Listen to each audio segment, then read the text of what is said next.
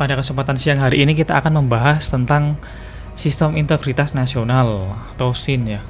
Ini merupakan salah satu materi juga di bidang soal integritas ya, di TWK.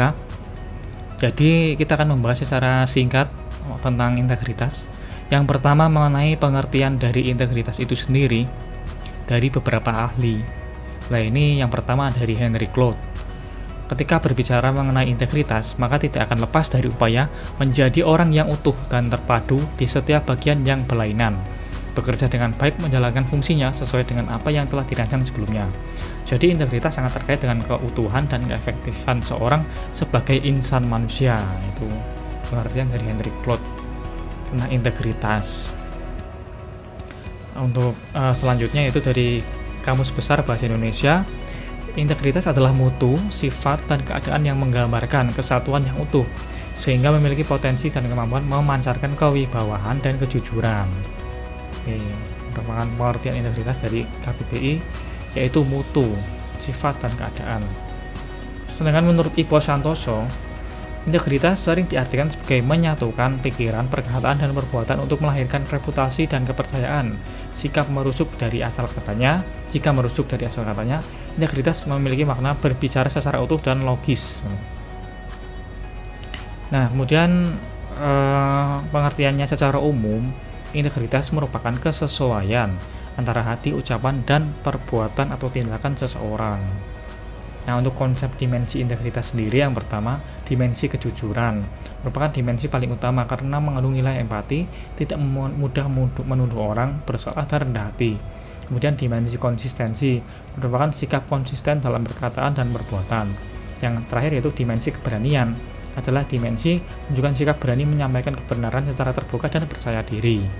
Nah, contoh bentuk nyata sikap integritas dari pemerintah, salah satunya itu pembentukan Lembaga Pemberantasan Tindak Pidana Korupsi atau KPK. Nah ini untuk KPK sendiri sudah saya bahas di video sebelum ini ya, nanti teman-teman bisa menontonnya tentang profil singkat KPK. Kemudian untuk Sistem Integritas Nasional atau SIN, ini yang diwacanakan oleh pemerintah.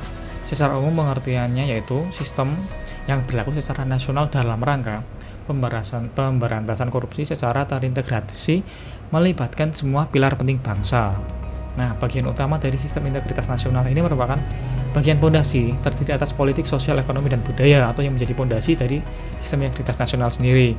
Kemudian untuk pilar sistem integritas nasional itu hampir semua unsur dalam masyarakat ya, baik itu lembaga eksekutif, yudikatif, eksekutif, legislatif, sektor publik, sektor keuangan, penegak hukum, komisi pemilihan umum, ombudsman, badan audit, organisasi anti korupsi, partai politik, media massa, masyarakat madani, dan dunia usaha. Sedangkan untuk bagian atap SIN sendiri merupakan hasil yang ingin dicapai, yaitu integritas nasional. Kemudian dimensi pembangunannya sendiri yaitu yang pertama, peran kontribusi yang bermakna. Setiap pilar harus menjalankan akses secara berintegritas. Yang selanjutnya yaitu transparansi dan akuntabilitas atau governance. Setiap pilar harus menerapkan transparansi dan akuntabilitas dalam bentuk implementasi sistem integritas yang baik. Kemudian juga kapasitas, bahwa setiap pilar harus memiliki kapasitas untuk menjalankan kedua dimensi tersebut, yaitu kontribusi yang nyata dan bermakna dan transparansi dan akuntabilitas dalam setiap menjalankan tugas dan kewajibannya. Nah, mungkin itu saja sih untuk materi sistem integritas nasional ini. Untuk lebih memperkaya lagi, silahkan nanti teman-teman cari soal-soal yang berkaitan dengan integritas ya. Mungkin dalam beberapa hal itu bisa jadi contoh kasus dan lain sebagainya untuk menambah wawasan. Oke, mungkin itu saja yang dapat saya sampaikan.